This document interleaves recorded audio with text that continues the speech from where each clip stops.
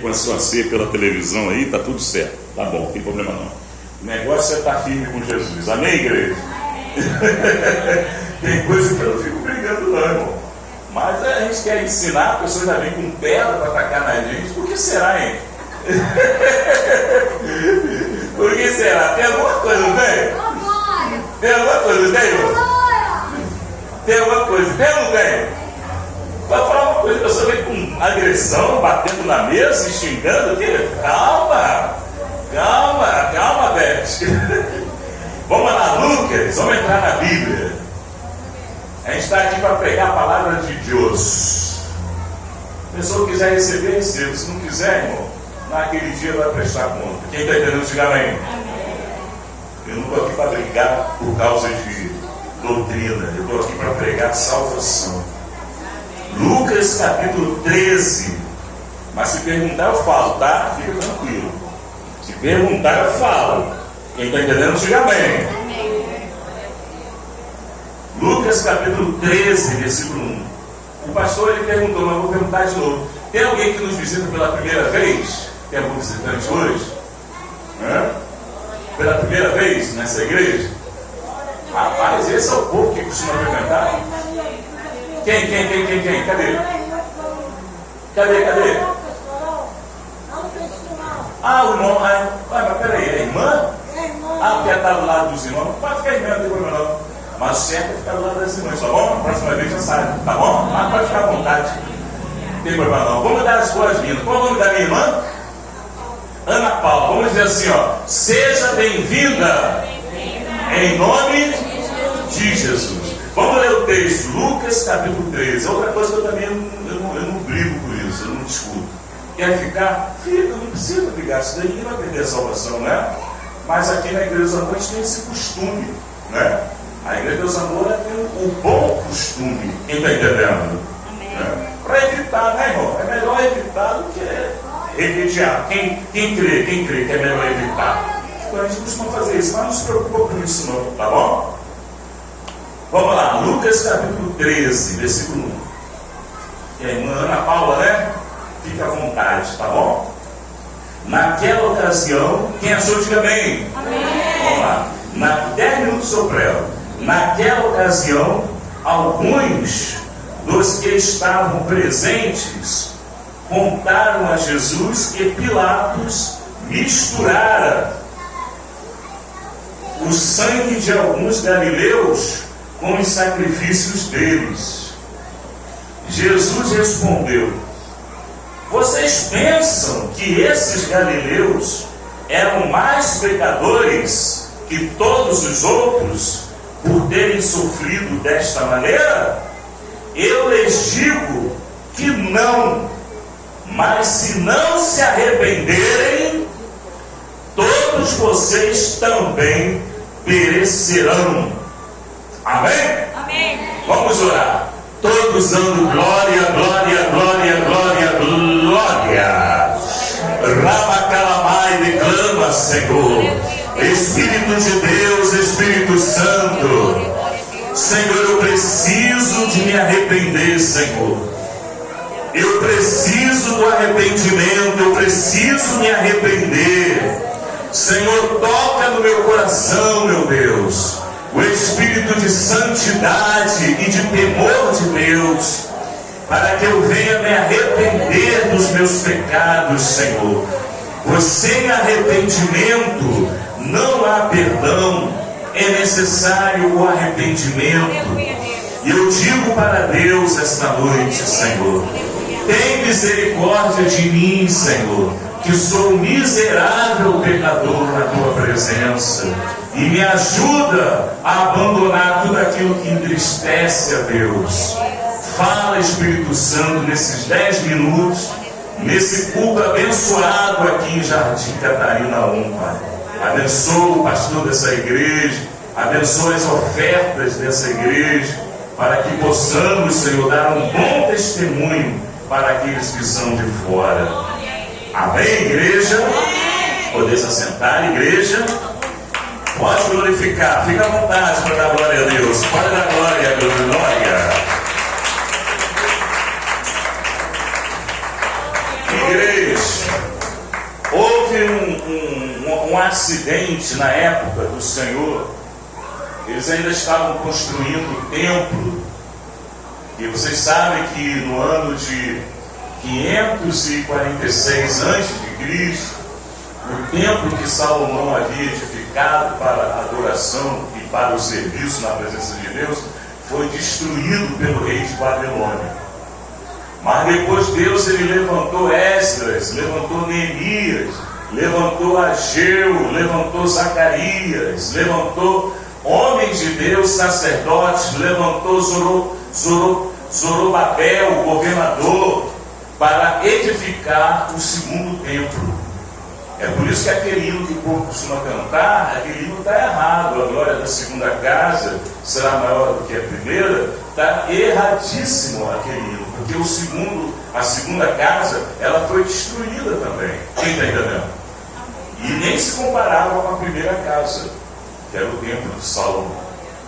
A última casa, vocês sabem aonde é a última casa? Somos nós. Nós somos a última casa. O nosso corpo, ele é o templo, ele é a morada, ele é a casa, ele é o santuário do Espírito Santo. Bate palma e dá glória a Deus. Esta é a última casa. A segunda casa foi destruída no ano de 70, né? O general Tito entrou lá em Jerusalém e destruiu, né, a segunda casa, que já era uma espécie de reforma, né, do templo que Esdras havia levantado, que ficou só um muro. Mas ali Deus levantou Neemias, levantou Zorobabel, o governador, levantou lá Zacarias, o povo. Quem entendeu, diga amém. Levantou Josué, que não era o Josué de Moisés, era o outro Josué, o sacerdote. E a casa foi destruída do mesmo jeito. Quem está entendendo? Isso mostra que a gente não pode confiar nas coisas perecíveis dessa vida.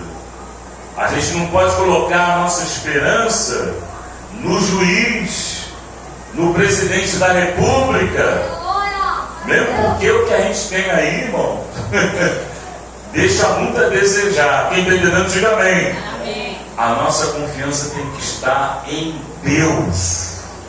Quem tem a sua confiança em Deus?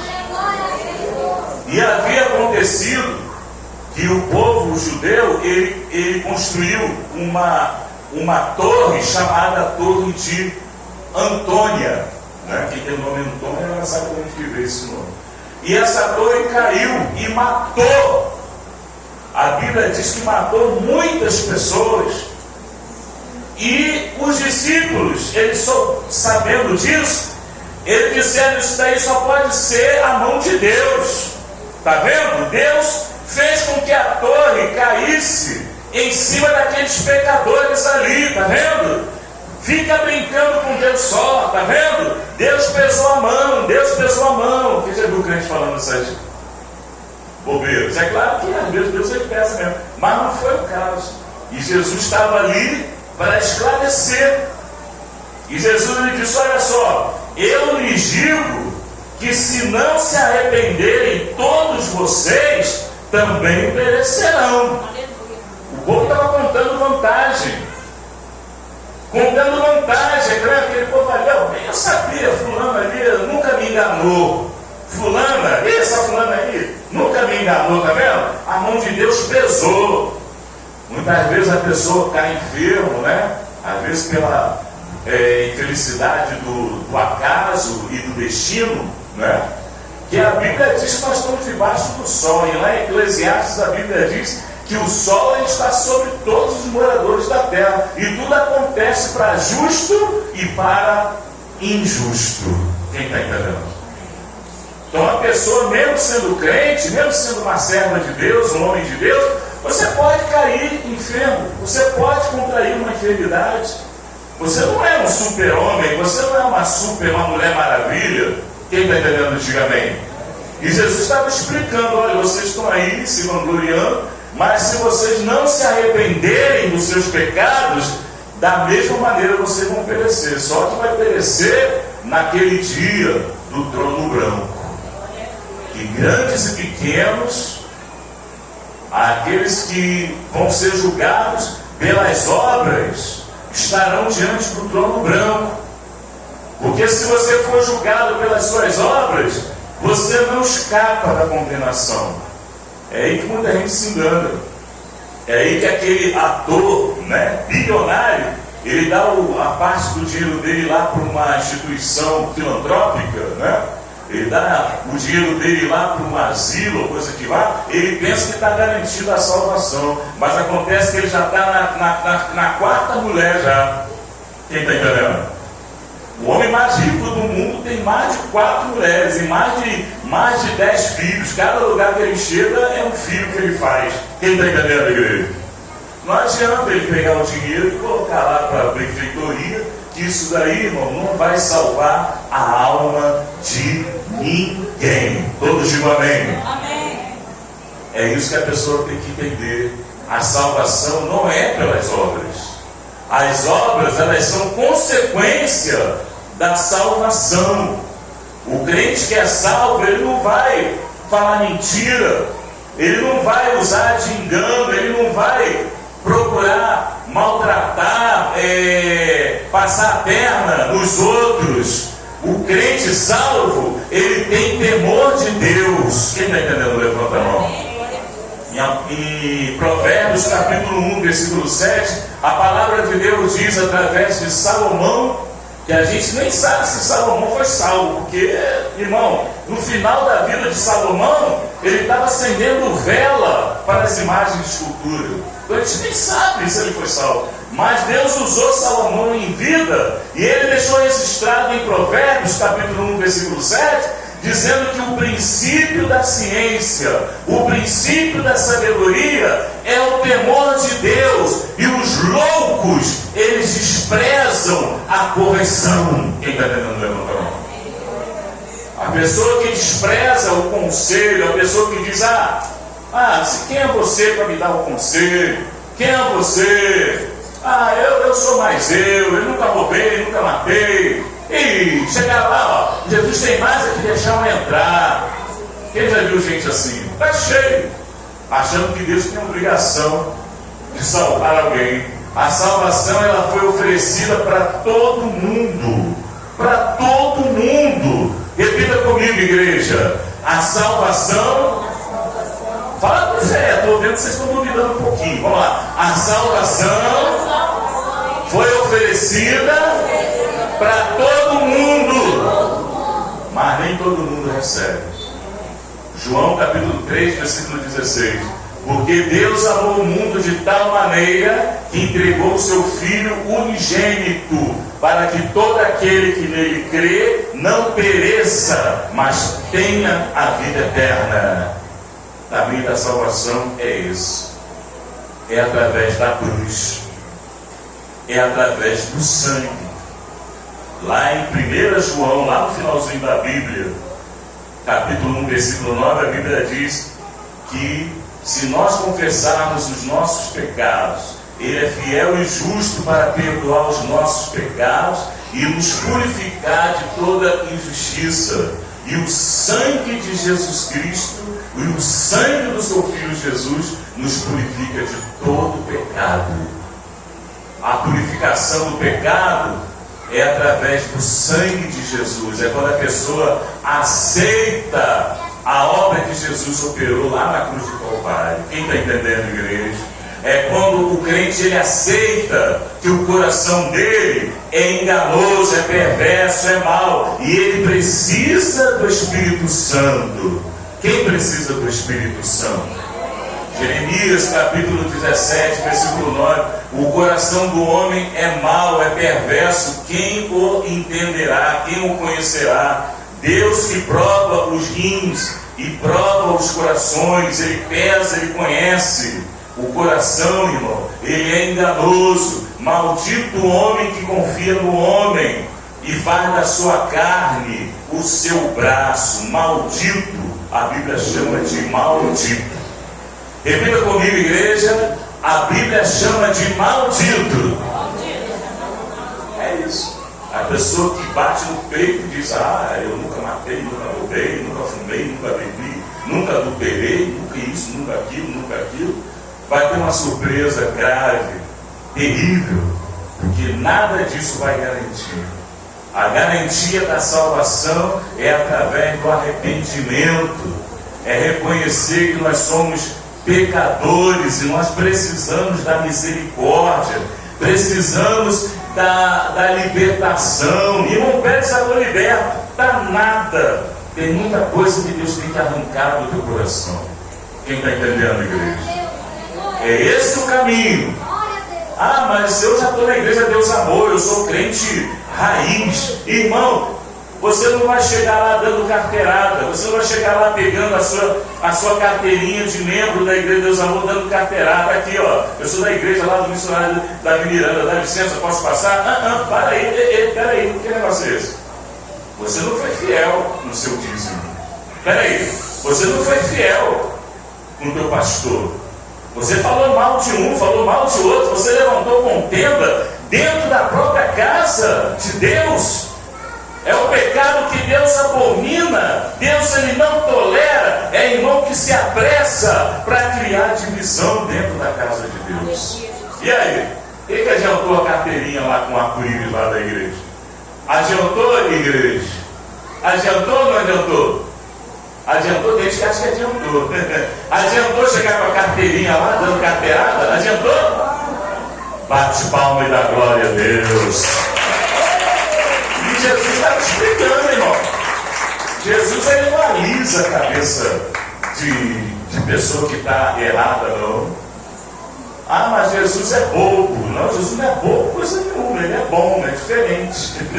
Começa com B, mas Jesus não é bobo. Lá no templo ele viu as pessoas vendendo lá no átrio dos gentios, que era um lugar separado para os visitantes. Quem está entendendo, diga amém. Jesus, ele viu aquele povo lá vendendo pombo, vendendo, né, animal para sacrifício ali. Jesus, ele pegou um chicote, saiu chutando aquelas mesas ali, chutando toda aquela porcariada ali, e disse: olha, a casa do meu pai é lugar de oração. Quem está entendendo, igreja? Botou todo mundo para correr, um homem só. Imagine como Jesus. Pessoa que está acostumada a ver Jesus ali todo magrinho, todo arrebentado, com a cara toda tristezinha. Você não sabe a força que Jesus tem. Quem está entendendo, diga amém. Botou todo mundo para correr. E hoje, se ele estivesse aqui, irmão, ele ia entrar em muita igreja e ia botar muita gente para correr. Assim como os discípulos, todos de amém, estavam se vangloriando, porque a torre caiu em cima dos pecadores. Hoje em dia ainda tem crente que vê o obreiro, muitas vezes. Eu vou até aceitar, deixa aqui no final eu bebo, mas por enquanto não. Segurar o jejum mais um pouco. Apesar que fui na casa de mamãe, mas ela teve uma decepção, eu não almocei. Quem vai entender? A mãe da gente quer que a gente chegue lá e saia comendo tudo, né, irmão? Não, eu vou pregar hoje. Né? Pregar com a barriga cheia, irmão, é a mesma coisa você, antes de dormir, você encher a barriga e depois sonhar e diz que Deus mostrou um monte de coisa. Não, você dormir, você tem pesadelo, é diferente. Quem está entendendo? Meu irmão que enche a pança de noite, aí sonha com Satanás, sonha com a grande tribulação e diz: olha, já chegou a grande tribulação, já chegou, né? Tribulação, já estou perseguindo, já estou marcando a marca da besta. Quem já viu o crente falando isso? Está cheio. Fica toda a igreja de pé, mas aqui você vai ouvir a verdade. Amém, igreja? Aqui ninguém vai passar a mão nem alisar a cabeça do diabo. Aqui nós vamos falar aquilo que o Espírito Santo manda. Quem está entendendo, diga amém, igreja. E os discípulos achavam que estavam muito certinho. Só porque andavam com Jesus, aí eu estou garantido. Mas teve um que foi para o inferno. Quem foi? Quem foi? Qual foi o apóstolo que foi para o inferno? Judas Iscariotes. Você tem dúvida? Eu não tenho. Ele era o filho da perdição. Então não é pelo fato de você estar na igreja, que você é muito bem-vindo, você ajudar, você dar o dízimo, mas o dízimo também não vai garantir a tua salvação. Tem pastor que diz, né? Se você der o dízimo, está tudo certo. Não, tudo certo é uma obra. Você tem que ser fiel, você tem que ser um crente de verdade. Além disso, não esquecer, né, o amor de Deus, que é o vínculo da perfeição. Vamos orar. Quem entendeu a mensagem? Irmão, essa mensagem aí me cutucou, não gostei, não vou voltar mais. Ai, irmão, é contigo mesmo.